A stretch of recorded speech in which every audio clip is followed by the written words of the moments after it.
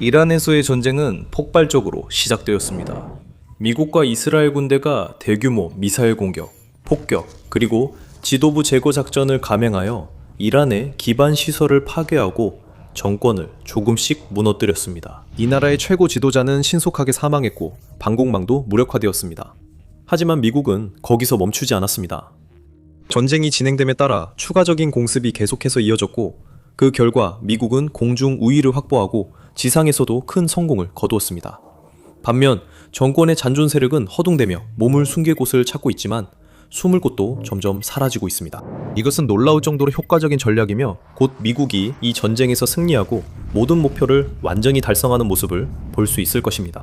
사실상 미국은 이미 가장 중요한 목표라고 할 수 있는 공중 우위를 달성했습니다. 어떤 전쟁에서든 하늘을 장악하는 것은 절대적으로 중요합니다. 이것이 승리를 향한 첫 번째이자 아마도 가장 가치 있는 단계입니다. 이를 뒷받침하는 약 한 세기에 걸친 증거도 있습니다. 왜일까요? 공중 우위를 확보하면 그 밖의 모든 것이 훨씬 더 쉬워지기 때문입니다. 하늘을 장악하면 지상, 공중, 해상 어디에 있든 모든 부대가 더 쉽게, 자유롭게, 그리고 안전하게 작전을 펼칠 수 있습니다.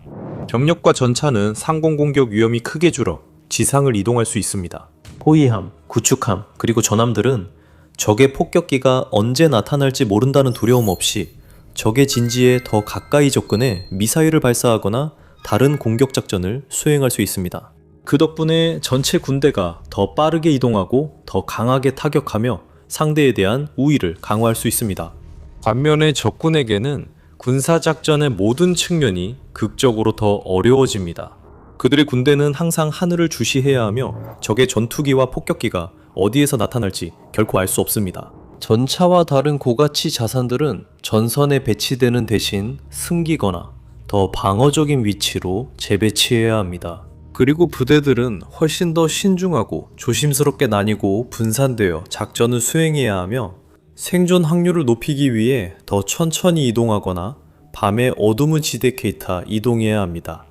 미국은 이란에 지상군을 투입할 필요는 없었지만 공습 덕분에 자국 항공기가 적의 영토 상공에서 더 안전하게 작전할 수 있게 되었고 이란의 지휘소, 인프라, 고가치 표적에 추가로 정밀 타격을 가할 수 있었습니다. 예를 들어 3월 13일에 미군은 이 지역에서 가장 중요한 석유 수출 거점 중 하나인 카르그 섬에 대규모 폭격을 감행했습니다.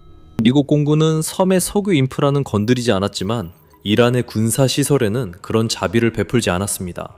총 90개가 넘는 표적을 공격하여 수많은 해군 기뢰 저장 시설, 미사일 저장 벙커, 그리고 여러 군사시설들을 파괴했습니다. 도널드 트럼프 미국 대통령이 온라인으로 이번 공격의 세부 사항을 공유했습니다. 미국 중부사령부는 중동 역사상 가장 강력한 폭격 중 하나를 감행해 이란의 핵심 지역인 카르그 섬에 있는 모든 군사 표적을 완전히 파괴했습니다. 미국과 이스라엘 군대는 또한 자신들의 공중 우위를 이용해 이란의 미사일 발사대를 수백 기나 파괴했으며 전쟁이 시작된 첫 3주 만에 이란의 로켓 발사대의 60% 이상을 제거했습니다. 좀 더 정확히 말하자면 전쟁연구소 ISW 연구의 이란은 초기 폭격과 미사일 공격에서 410, 440기 중 260, 290기의 발사대를 잃은 것으로 추정됩니다. 그 덕분에 현재 이란의 공격 능력은 예전의 일부에 불과하며 그래서 전쟁이 진행되면서 주변 걸프 국가들에 대한 이란의 미사일 공격 보고 건수가 크게 줄어든 것입니다. 예를 들어 2월 28일 미국의 에피퓨리 작전 첫날에 이란은 주변 국가들의 180발이 넘는 탄도미사일을 발사할 수 있을 만큼의 화력을 보유하고 있었습니다. 3월 8일 이란은 미사일을 9발만 발사할 수 있을 정도로 감소했습니다. 미군은 또한 수십 개의 중요한 이란 자산을 추가로 제거한 것으로 전해졌으며 미국 중부사령부 사령관 브래드 쿠퍼 제독이 영상 성명을 통해 이를 밝혔습니다. 공중, 지상, 해상 전력을 결합해 우리는 100척이 넘는 이란 해군 함정을 성공적으로 파괴했습니다. 그리고 우리는 아직 끝나지 않았습니다. 미국은 조금씩 이란의 자위 능력을 철저히 약화시켰고 그 과정에서 정권의 권위도 크게 훼손시켰습니다. 이 상황이 길어질수록 남아있는 사람들에게는 점점 더 나빠질 것입니다. 한편 미국과 이스라엘은 점점 더 강해지고 지배적이 될 것입니다. 그게 바로 GDK 우위의 묘미죠. 계속해서 이득을 가져다주는 선물과도 같습니다. 공중 우위를 오래 유지할수록 더 많은 가치를 얻게 됩니다.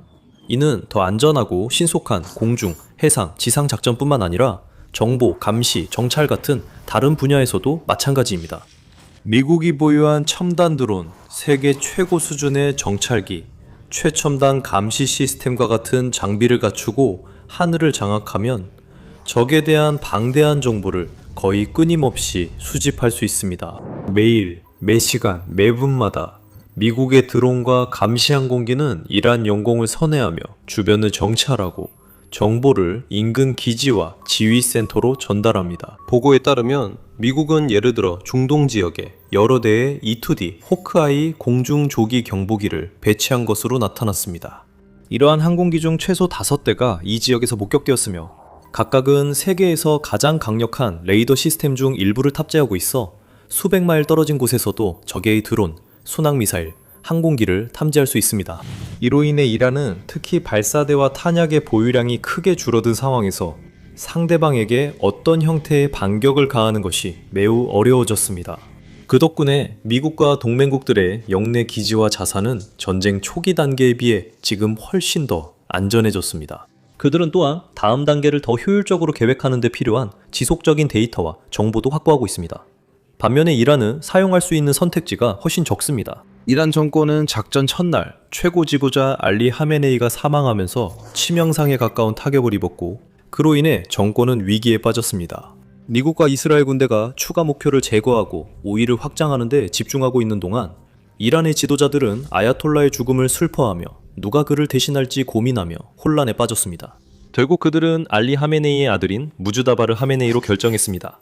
그는 공습에서 가까스로 살아남아 목숨을 건졌지만 그 공격으로 그의 아내와 아들 그리고 여러 이란 관리들이 목숨을 잃었습니다. 하지만 아버지의 뒤를 이어 과감하게 정권을 부활시키기보다는 새 최고 지도자는 임명 이후 거의 모습을 드러내지 않고 있습니다. 그 이후로 그는 처음 당한 공습에서 심각한 부상을 입었을지도 모른다는 소문이 퍼졌고 미국 국방장관 피트 헤그세스는 언론 성명에서 하메네이를 그다지 최고가 아닌 지도자라고 표현했습니다. 우리는 이 새로운 소위 그다지 최고가 아닌 지도자가 부상을 입었고 아마도 외모에 손상을 입었을 것이라는 사실을 알고 있습니다. 그는 어제 성명을 발표했지만 사실 매우 약한 내용이었고 목소리도 영상도 없었습니다. 오직 서면 성명이었습니다. 이란에는 카메라와 녹음기가 많은데 왜 서면 성명일까요? 이유를 아실 겁니다. 그의 아버지는 죽었습니다. 그는 두려워하고 있고 부상을 입었으며 도망다니고 있고 정당성도 없습니다. 이제 공중 우위의 또 다른 매우 중요한 이점, 즉 심리적 영향으로 넘어가 보겠습니다. 적군 비행기가 당신의 하늘을 지배하고 전투기가 원하는 곳 어디든 자유롭게 날아다니며 폭격기가 남아있는 자산과 기반 시설을 손쉽게 제거할 수 있는 명확하고 방해받지 않는 경로를 가진다면 사기가 떨어지기 시작하는 것은 당연한 일입니다. 그리고 그것이 지금 이란에서 일어나고 있는 일입니다. 정권의 수사는 여전히 대담하고 과장될 수 있으며 관리들은 계속해서 미국과 그 동맹국을 처벌하겠다고 주장하고 있습니다. 하지만 사실은 명확하게 드러나고 있습니다. 이란은 사실상 미국과 이스라엘의 손아귀에 놓여 있습니다. 이란의 방공망은 완전히 파괴되었고 미사일과 드론 재고도 줄어들었으며 지도부는 어떠한 수준의 정당성도 유지하기 위해 고군분투하고 있습니다. 실제로 통제력을 행사하기보다는 많은 이란의 고위 관리들이 오히려 두려움에 휩싸여 도망치는 모습입니다. 헥세스는 이 상황을 다음과 같이 요약했습니다. 이란의 지도부도 상황이 나아지지 않았습니다. 절박하고 숨어 지내며 지하로 들어가 벌벌 떨고 있습니다. 쥐들이 하는 짓이 바로 그렇죠. 이것이 한 나라가 지금까지 모인 최고의 공중 전력과 맞설 때 일어나는 일입니다. 앞으로 이란의 상황은 더 악화될 것입니다. 하지만 본격적으로 더 깊이 들어가기 전에 이런 내용이 더 많이 준비되어 있습니다. 만약 더 미리터리 쇼에서 유익함을 얻고 계시다면 구독하는 것 잊지 마세요. 이제 군사 전문가들과 분석가들에게 미국의 이란 공습 성공은 전혀 놀라운 일이 아닙니다. 왜냐하면 이란이 수십 년 동안 이 전쟁을 준비해왔고 방어 체계를 강화하며 샤헤드 드론부터 새롭고 향상된 탄도미사일 시스템까지 모든 것에 투자했음에도 불구하고 이란의 군사력은 미국과 비교하면 초라하기 때문입니다. 그리고 세상 그 무엇도 미 공군의 압도적인 힘, 특히 지금까지 만들어진 최고의 군용기 세대로 구성된 미 공군의 독보적인 폭격기 전력을 막을 수는 없습니다. B-52 스트라토포트리스, B-1B 랜서, 그리고 B-2 스피릿입니다. 이 폭격기들 각각은 고유한 장점을 가지고 있습니다. 그리고 이들이 함께할 때 스텔스, 사거리, 화력, 그리고 유연성의 완벽한 조합을 제공합니다. 각 항목을 더 자세히 살펴보겠습니다. B-52부터 시작하겠습니다. 미국 폭격기 전력의 일꾼으로 자주 여겨지는 B-52 스트라토포트리스는 1950년대에 도입된 새 기종 중 가장 오래된 기체이기도 합니다. 오래돼서 이 기체는 전력 중 가장 빠르거나 기동성이 뛰어나진 않습니다. 예를 들어 P-1처럼 초음속 속도를 자랑하지도 않고 P-2처럼 최첨단 스텔스 기술을 갖추고 있지도 않습니다. 하지만 이 폭격기는 여전히 현존하는 최고의 폭격기 중 하나로 수십 년에 걸쳐 설계가 정교하게 다듬어져 냉전 시대는 물론 현대에 이르기까지 그 가치를 유지하고 있습니다.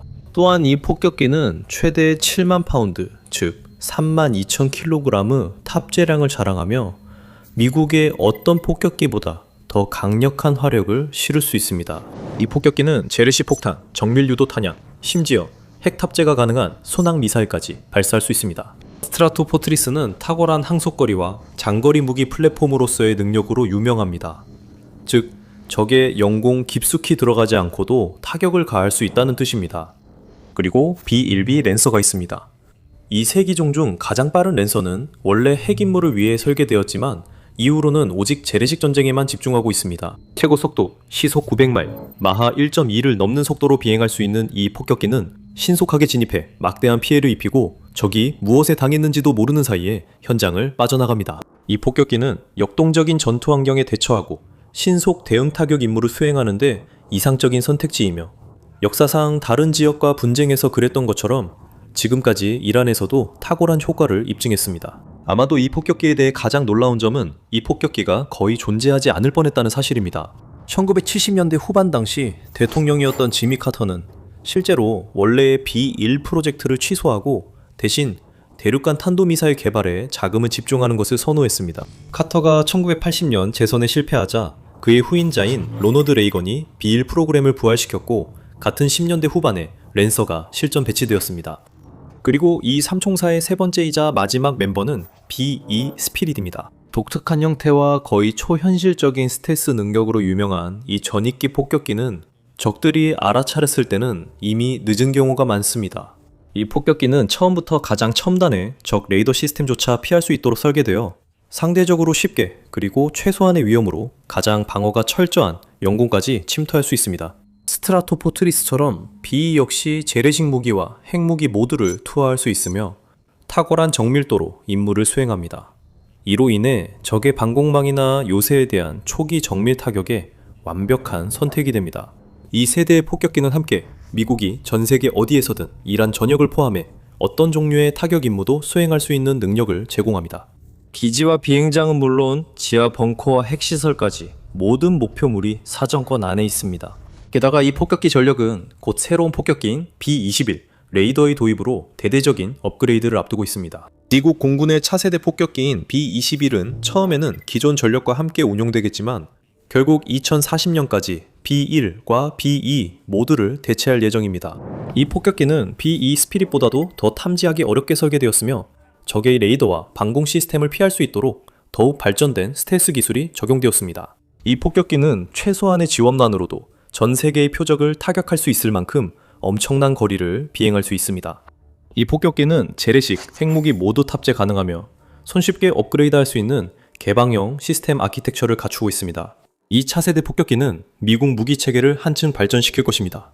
최근 보도에선 이 폭격기가 이란에 투입될 가능성도 언급됐습니다. 3월 중순 B-21이 처음으로 공중급유를 수행하는 장면이 촬영되었습니다. 이는 미 공군이 이 폭격기를 2027년에 공식적으로 실전 배치하기 전에 테스트와 최종 점검에서 빠른 진전을 보이고 있음을 보여줍니다. 그때쯤이면 이란 전쟁은 완전히 끝나 있을 가능성이 매우 높습니다. 하지만 미국이 추가 침공이나 추가 공격이 필요하다고 느낀다면 레이더의 막대한 화력과 놀라운 스텔스 능력을 믿고 실행할 수 있을 것입니다. 그동안 미국은 기존 전력으로도 완벽하게 대처하고 있습니다. 그리고 폭격기들이 이란의 방공망, 레이더, 기지에 결정적인 타격을 가하며 언론의 주목을 받고 있지만 지금까지의 공격에서 중요한 역할을 한 다른 많은 항공기들도 충분히 인정받을 자격이 있습니다. 예를 들어 F-35와 같은 미국의 세계 최고 수준의 전투기들은 이란의 방공망을 돌파하는 데 핵심적인 역할을 했습니다. 이 전투기들은 초음속 비행 속도와 뛰어난 기동성을 바탕으로 이란 영공을 침투하고 방공망을 제거하며 발사 플랫폼을 파괴하고 폭격기들이 안전하게 통과할 수 있는 조용한 통로를 만들어냈습니다. 공군은 보잉 KC-135 스트라토 탱커와 같은 공중급유기를 활용해 작전이 계속되는 동안 다른 항공기들이 연료를 보충하고 비행을 지속할 수 있도록 지원하고 있습니다. 안전한 영공의 구역에 전략적으로 배치되고 전투기들의 보호를 받는 이 대형 급유기들은 미국이 이란에 지속적으로 압박을 가하고 연속적인 공습을 수행하며 적에게 쉴 틈이나 재정비, 재조직할 시간을 주지 않는 것을 가능하게 합니다. 안타깝게도 전쟁은 예측할 수 없으며 아무리 잘 준비된 계획이라도 때때로 어긋나기 마련입니다. 미국은 3월 12일에 KC-135 중 한 대를 우발적 사고로 보이는 사건으로 이뤘습니다. 보도에 따르면 두 대의 공중급유기가 이라크 서부의 아군 영공에서 충돌했으며 한 대는 비상 착륙에 성공했지만 다른 한 대는 추락해 탑승한 승무원 6명, 전원이 사망했습니다. 이것은 비극적인 사건이었지만 전반적으로 미국의 뛰어난 군사 효율성은 지금까지 전쟁 내내 분명하게 드러났습니다. 미국의 피해는 최소한으로 억제된 반면 이란은 말 그대로 산산조각이 났습니다. 헤그세스는 이것이 결코 공정한 싸움이 될 수 없었다고 언급합니다. 이란은 지금까지 15,000개가 넘는 표적을 타격한 미국과 이스라엘의 연합 공군력에 맞서 경쟁할 희망이 전혀 없었습니다. 이렇게 신속하게 제공권을 장악한 미국의 폭격기와 전투기는 헤그세스의 말처럼 원하는 대로 표적을 선택할 수 있습니다. 한편 이란은 점점 더 파국적 붕괴로 빠져들고 있습니다. 이란은 방공망이 없습니다. 이란은 공군이 없습니다. 이란은 해군도 없습니다. 그들의 미사일 발사가 드론은 파괴되거나 하늘에서 격추되고 있습니다. 미사일 발사가 90% 감소했습니다. 어제 그들의 일방향 공격 드론은 95% 줄었습니다. 우리는 그들의 주요 군사 역량을 격파하고 파괴하고 무력화하는 계획을 세계가 한 번도 본 적 없는 속도로 진행하고 있습니다. 이제 점점 더 암울해지는 미래와 도저히 뒤집을 수 없는 불리한 형세, 그리고 도저히 극복할 힘이 없는 적들을 마주한 이란 정권은 절대적 파멸로 향하는 외길에 있습니다. 점점 더 깊고 어두운 구멍에 갇혀 빠져나올 길이 없는 이란의 지도부는 돌이킬 수 없을 정도로 분열되어 있습니다. 남아있는 지배계층은 점점 더 약해지고 고립되며 두려움에 떨고 있는 모습입니다. 그들은 호르무즈 해협에 기뢰를 설치하거나 미국이나 동맹국 선박이 통과하려 하면 폭파하겠다고 위협하는 등 마지막 남은 절박한 수단에 의존하고 있습니다. 하지만 그 전략조차도 실패할 수밖에 없습니다. 이란 해군은 이미 괴멸되었기 때문입니다. 천천히 그러나 확실하게 호르무즈 해협은 다시 한번 안전한 곳이 될 것입니다. 이란의 몰락한 정권은 더 이상 숨겨둔 비책도 의지할 비밀 전략도 남지 않게 됩니다. 이것은 결국 새로운 지도부로의 과도기를 열어줄 수 있으며 어쩌면 이란 국민들과 그 너머의 사람들에게 더 밝고 나은 미래를 가져다 줄 수도 있습니다. 이제 여러분은 이 영상에서 미국 폭격기 부대가 어떻게 이란을 산산조각 냈는지에 대해 더 자세히 알 수 있습니다. 이 영상은 지금까지의 분쟁에서 P-52 폭격기가 보여준 놀라운 영향력에 초점을 맞추고 있습니다. 혹은 미 공군이 B-2 스피리드 스텔스 능력을 어떻게 활용해 이란의 기반 시설에 은밀한 타격을 가하고 있는지 더 자세히 알고 싶다면 이 영상을 시청해보세요. 그리고 마지막으로 이란 전쟁과 전 세계의 다른 중요한 분쟁에 대한 속보를 가장 먼저 받아보고 싶다면 채널 구독을 잊지 마세요.